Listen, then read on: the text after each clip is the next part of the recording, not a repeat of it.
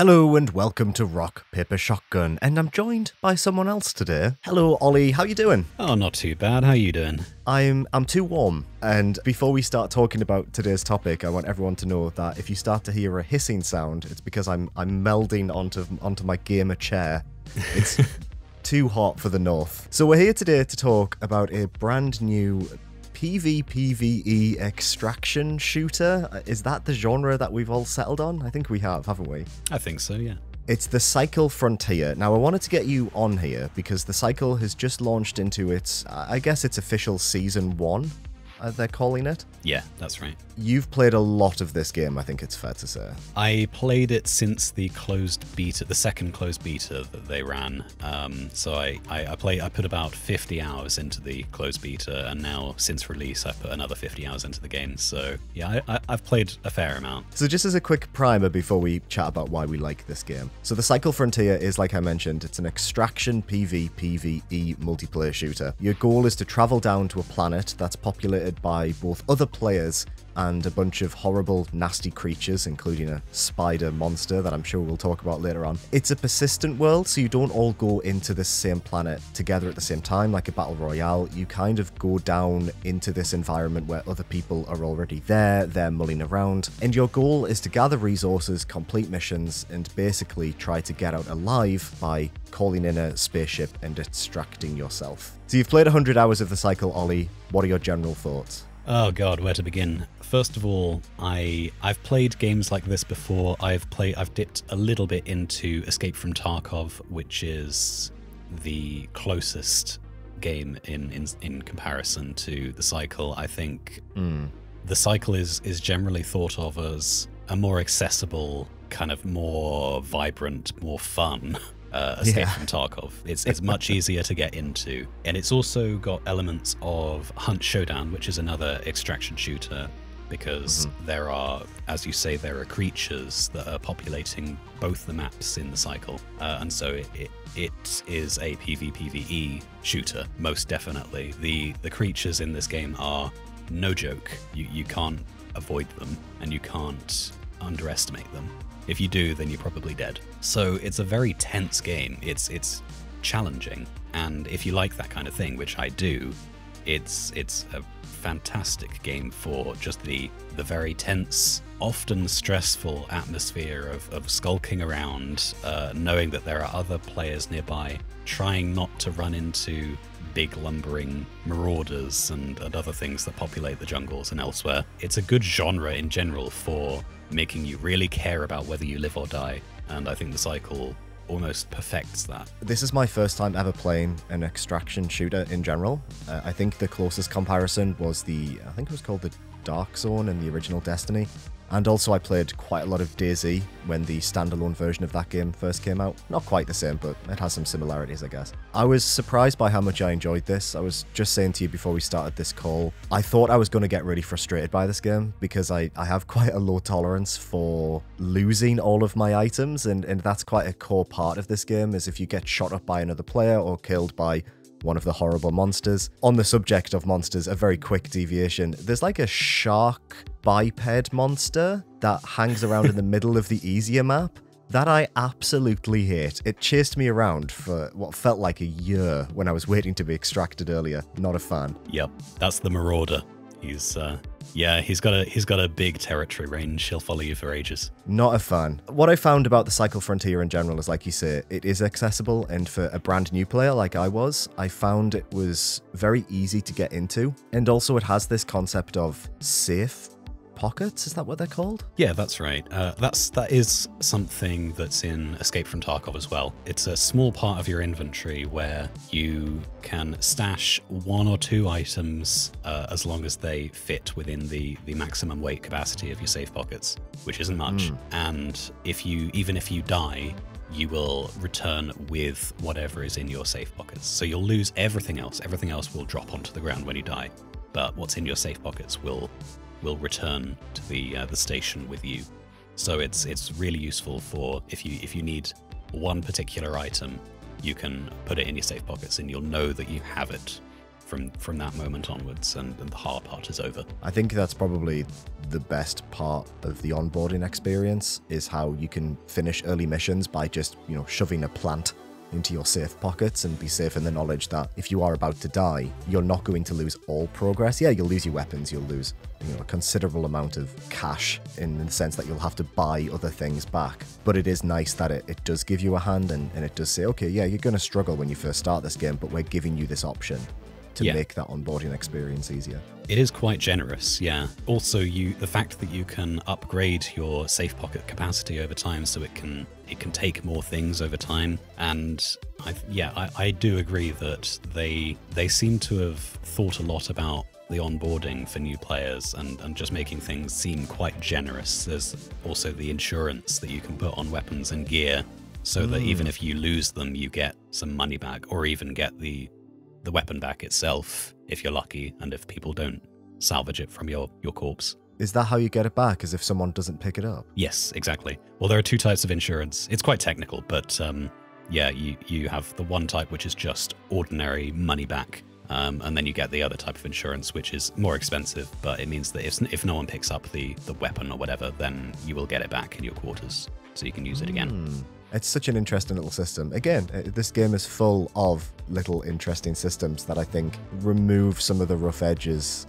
and frustrations that come part and parcel with this genre. Yeah. One thing I really do want to talk about, and I think this is probably the one area that people are going to either love or hate, and it's the fact that you're on this planet with other people, and other people are unpredictable. So tell me, what are your thoughts about the social aspect of this game? So yeah, just to frame this conversation a bit, there is voice over IP in the cycle. It is positional based, so you can talk to enemies that are nearby, and they will hear your voice. And so that, of course, leads to a lot of interesting shenanigans where you can, if you don't really want to fight someone, you can yell that you're friendly, don't shoot. And you can do that even if you don't have a microphone. There is a communications wheel that you can use to say exactly the same things. It seems to work a little bit better when you have a microphone, though, and they can hear a human voice on the end of the thing that they're about to kill. It seems to inject a little bit of humanity into them at the right moment. It's very interesting. It's like a whole new game on top of the game, because obviously humans are unpredictable, as you say, and you never know if the tenuous parlay that you've set up is going to hold. You know, it could be that they are just waiting for the right moment. Oftentimes I've stumbled into a fight that's already in progress, and you know, if I strike up a conversation, it's quite hard to figure out who's talking, because both sides might be talking at the same time, and you don't know where they're coming from, and they could be trying to get you to fight alongside them for the other side, you know, kill the other side. And even if you agree, they might just be using you, and they might turn around and kill you after they're more safe. I should say that on the whole, the players of the cycle are very, very nice. They will most of the time abide by parlays. They'll let you go if you say don't shoot, because, you know, a lot of people go in for what I don't know if this is the proper term, but I call them economy runs, where you just go in with basically no gear at all, or just the lowest level of gears, so you're not taking in much value into the world, so it's okay if you die, and you just try and fill your pockets with as much stuff as possible and extract. And it's something that everyone does. It's a great way to earn money quickly. And also it means that you're not much of a target for other players, because, I mean, if they kill you, they're just going to get rubbish. So there's really no point from their perspective to kill you. If you say that you're friendly, a lot of the time they will say, okay, you know, have a good time, and you go your separate ways. I would completely agree. I've been trying to play this game as a total pacifist, so whenever I see another player, even if they start shooting at me, I pull my knife out and I start shouting through my microphone. Either don't shoot, or what is more effective, like you say, I just shout, I've got nothing. I have nothing of value to offer you. I'm trying to get 3 plants, and then I'm on my merry way. That's all I'm doing. I'm here for a nice time. Yeah. The tension, though, is so palpable, and it's really quite addictive, which I was quite surprised to find. Creeping around this game, knowing that at any moment another player could get you, just looking out over the horizon and seeing drop pods land and thinking to yourself, right, where is that? Do I need to avoid that? How powerful are those players? And on a similar note as well, when you see dropships take off and fly away, and you can be like, right, okay, I'm safe. Presumably, a player was on that. That's one less threat on this planet. And the fact that your landing position and your extraction points are randomized every time you land. Maybe this is the same in other games like this, I don't know, but I really like it in this because sometimes you're like, right, well, I need to get to the other side of the map to complete this one little economy run mission that I'm trying to do. And then I need to go the same distance again to get out, and I'm not going to go to that extraction point in the middle of the map because it'll be too dangerous, and there's that horrible marauder that likes to hang out there. I actually mentioned a lot in my beginner's guide that I wrote that it's so important to have a game plan in place when you land, because you do have to figure out what path you need to take through the map in order to be most efficient, because the longer you stay on the map, the higher your chance of dying. 100%. You need to take into account where your extraction points are on this particular drop. I want to give a huge call out to that beginner's guide because it is an essential piece of writing for anyone starting. It's helped me out so much when I've been playing the game last night and this morning. Oh, that's good to hear. I think in terms of tension as well, I can't not mention the sound design in this game, which is absolutely phenomenal. Hearing shots in the distance, there are like flocks of birds that will fly away when someone walks past them or if an enemy walks past them. So you almost get an alert that someone might be in your area based on the wildlife itself and how it's reacting to what's happening. It's wonderful. It's so good, really just existing in this world and creeping through it and trying to just survive feels really tense and really exciting. Yeah, it's got very good sound design. I mean, games like this do have to have very good directional audio so that you can hear where things are coming from. But there are also smaller things like something that's taken very much from, I think, both Tarkov and Hunt. Sometimes you'll get things like glass on the floor when you're sneaking through a building. And obviously, even if you're sneaking past glass, it will crunch at your feet and it'll alert people that way. It's definitely a game where sound is very, very important, and you should try and keep silent as much as possible, really. Even if you don't think there's anyone around, you should be careful about sprinting through a jungle or something, because you never know. There might be just someone hiding. There could be someone hiding in every bush. So just do what I do and just constantly have push to talk on and just rabbit away, constantly saying, don't shoot, don't shoot, don't shoot, please, please, please. I finally have that item I need for the mission. I wonder how much that actually works, or whether it's just annoying to people. Oh, no, I think people who probably don't like combat shoot me intentionally. One guy did snipe me from across the map at one point, and I was like, yeah, fair. I would have done the same. So let's talk mission design quickly, because I do think the mission design in this game is very basic. It's a lot of just find X and bring it back to one of the factions on the space station. But I do think it gives the game a very compelling backbone and gives you a number of verbs that it wants you to do when you're down on the planet. And also alongside the more traditional things you do while you're on the planet, you know, explicit missions given to you by different factions, you also have your house where you can upgrade your base, and upgrading it gives you additional things like more storage capacity, and also things like supply crates, which you can get every X number of hours. How do you find the mission design in this game? Oh, I think it's great. This is something that's very much taken from Tarkov. I'm not really sure what the missions are like in Tarkov, but in this game, a lot of the missions are quite simple, but that's not to say they're easy. They can be very, very difficult indeed. I think there's just enough variety in the missions to be interesting. You've got the standard delivery missions where you just have to drop down, try and find these items, and then extract, and then you give them to whichever of the three factions want those things. And then you've got missions which are they're almost the reverse of that, which is that you have to take items that you already have down into the world and then stash them at these particular, they're called dead drop locations, these crates that are always there, hidden away in the world, and you have to put the items in there and deposit them, and that's the mission done. And then you've got things like hunting creatures, and you've occasionally got more unusual missions, like I have one mission which I'm working on at the moment on the harder map, where I have to pick up a giant skull, this big I think it might be a crusher or a marauder skull that's just housed in an observatory somewhere, and it weighs like half a backpack's worth, and you have to try and take that to an extraction point. Oh, wow. All of these missions have little bits of lore drip-fed through them. I'm not sure anyone really pays attention to them.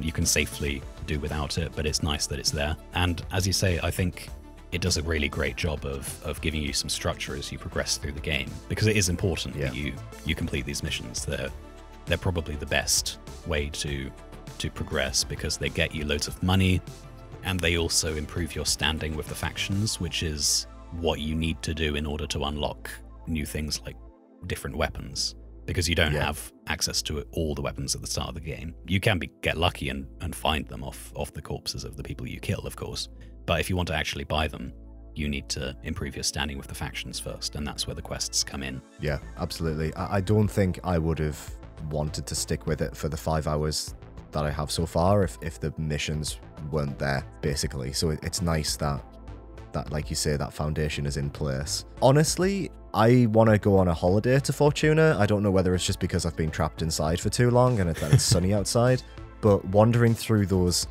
emerald pools on the normal map is really nice, and I'm finding myself just wanting to just have a wander around and take it all in. It is beautiful. And when it starts to rain as well. I know you're a big fan of the rain in this game, Ollie. Oh yeah, the rain is just the best thing about this game. The weather effects in general are amazing, and as you say, it's a beautiful map, so good weather effects on top of a beautiful map is just wonderful. But it's also, it's not just cosmetic, it's important, because you have these rolling mists which really obscure your vision. And it's tactical. It means that, like all games, if you have the high ground, that's an advantage. But if you have the low ground, you're actually more obscured by the mist. Whereas if you have the high ground, then you could get backlit against the sky from someone below, making you really visible. So it's kind of a counterpoint to the usual high ground advantage thing. Yeah. And then the rain, of course, is just, it's wonderful. It makes a lot of noise, so it's harder to spot people. It's so atmospheric, and it will change naturally over time. It will start to kind of lightly rain, and then it will turn into much heavier rain, which then proceeds into a storm. And storms are absolutely lethal in the cycle, because I don't know the in-game lore for this, but for some reason, prospectors, players, seem to be incredibly statically charged, and they will attract lightning bolts like nobody's business. If you're out in the middle of a storm, then you will just get lightning bolts striking on your position, on everyone's position, wherever they are on the map. Really? They will get lightning bolts just zigzagging down towards them every maybe 10-20 seconds. Wow. I think it's designed to punish people who are camping, I think. Ah, interesting. So they can't really stay in one spot. Yeah, it's it's very dangerous.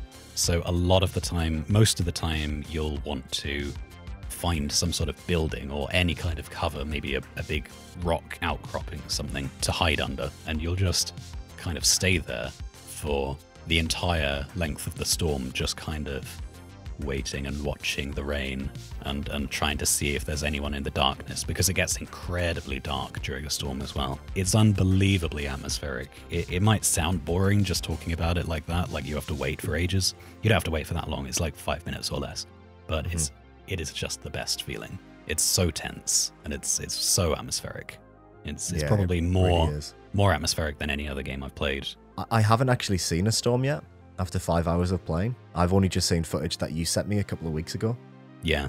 It's wild that there are naturally occurring events in this game that you might not see for a while. I think that's how this game will persist, is if it keeps introducing just little things like that just spice up your constant excursions. Yeah. I'm excited to see how it evolves, which kind of brings me on to one of our last points here, which is I just wanted to talk a little bit about how this game is free-to-play and about how it does have the usual trappings of a free-to-play game. So this game has a battle pass, which, to be fair, the majority of stuff in it is free. You get a lot of guns out of it, and you get a couple of cosmetic bits and pieces, nothing entirely special. And if I'm being honest as well, I think the paid tiers in the Battle Pass are also a bit shit. There's nothing in there that that got me necessarily excited. But normally I find with games like this, their first battle pass is usually the weakest one. Yeah. So that costs, you've got to buy, it costs 950 the in-game currency. You can buy 1,000 of that in-game currency for $9.99. So it's about on par with other games like Fortnite or Halo Infinite that have similar, microtransaction models. Yeah. Other than that, I was trying to figure out just this morning how much of this game is pay to win, and I couldn't see a way that you can buy the in-game currency that you use to purchase weapons. It feels like a lot of stuff is purely cosmetic. Am I right in that, or am I way off base? Pretty much, yeah. I think it's, on the whole, it's very, very good at avoiding being pay to win. Because, as you say, the main currency of the game, the one that you use to buy weapons and gear of all sorts, that can only be got through playing the game. You can't buy more of that. Yeah. So the Aurum, the premium currency, you can buy more of that. But there are very limited uses for that. You can't use it to buy things, except for cosmetics, which is completely fine. And also you can use it for that second type of insurance that I mentioned, the type where you can get your gun back or whatever if no one salvages it. So that you pay Aurum for. And I think, as far as I know, that is the only, other than cosmetics, the only in-game use for that currency. You could potentially make the argument that it gives you an advantage just simply because you get the gear back, and so you don't have to spend money buying more. So if you look at it on a very large scale, then maybe people with lots of Aurum can progress a little bit quicker. But if you're talking about a match and the people that you find within a match, they're not going to have any particular advantage over you if they've spent, £100 on Aurum. I think it's a very fair model, and as you say, their battle pass, the Fortuna pass, is, I haven't looked an enormous amount at it, but it seems quite fair. An awful lot of the tiers up to level 100 are free, and I think they're mostly cosmetics. You do get supply drops, which they generally contain things like bits of armor, or very, very, very occasionally you'll get a weapon. I think the most contentious point is that you get, like level 70 something of the battle pass, you get a hammer, which is a very high tier pistol, and I think everyone gets that. So yeah, they do. Yeah.